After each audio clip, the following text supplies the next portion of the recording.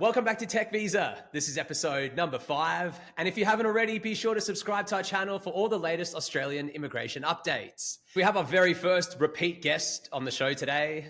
Thankfully, I didn't scare her off the first time round and she'd come back for round 2.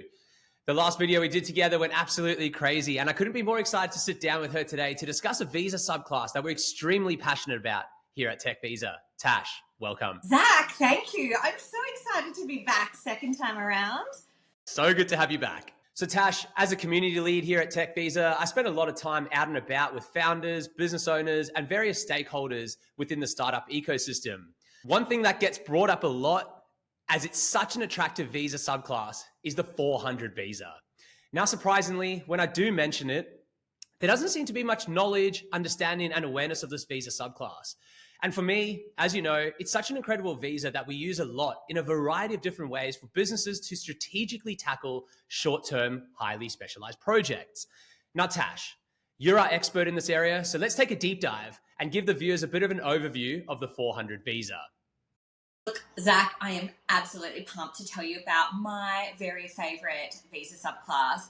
I mean, in terms of the 120 categories, this is the ultimate one for startups and scale-ups looking to grow their teams rapidly. So to give you a little overview, so the 400, it is for individuals that are seeking to perform short-term, highly specialized project work and get into the country quickly, cost-effectively, and really fast turnaround times. So Tash, in a couple of sentences, give me a bit of an overview of the 400 visa and how you see businesses use it.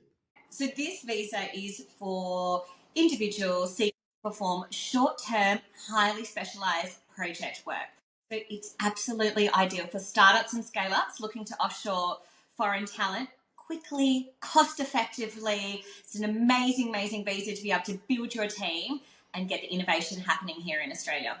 Tash, this visa, different to the 482, as you don't need a business to sponsor you necessarily, do you? Look, I absolutely love this visa because there's such minimal requirements from the company and also really streamlined for the applicant as well. So if we start with the company, it's single stage, which means there's only one application going in, unlike your 482 where you've got your 3 stages. So it doesn't require the applicant to be sponsored, in fact. In fact, it's actually about an invitation. So it's inviting that applicant to come into Australia, get the work done that they need on that project and help establish the business as quick as possible. So look, it's a low-risk visa. There is no age limit on this category either. And I love it. They can add family members onto it. And it's just a really quick turnaround. So you're looking at getting it about, 10 to 15 documents in, and then within 2 to 4 weeks, it's across the line, it's approved, company can start focusing on building out their Australian operations. So it's awesome. And Tash, fast processing times, but also quite affordable, right? Super low cost visa. So you're looking at $325 Australian just for the main applicant.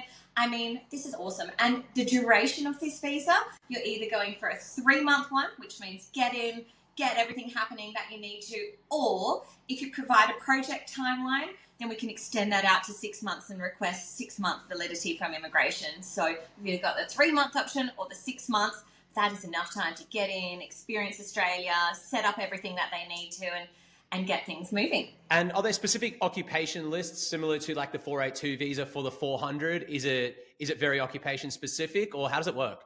It is occupation specific. So there is still that requirement to prove, the qualification and experience, and it must be sitting at skill level 1, 2, or 3. That's what we help with. Just literally just jump on the phone, give us a call, we'll assess, make sure that the company's ready to have that invitation, and just make sure that you fit into the right occupation. All right, Tash, the countdown is on. 1 week to go, and you're flying out to Amsterdam for Money 2020 and London for London Tech Week. You must be so excited. Talk to me.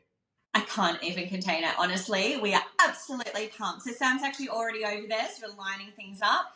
So for Money 2020, as soon as we land, we've got a RegTech event that we're heading to. We're then heading across to the Money in the Park event the following night. We've got the FinTech Festival, obviously, throughout the day. And I have to say, such a fantastic cohort coming across. I've talked to a few of the companies and everyone is pumped.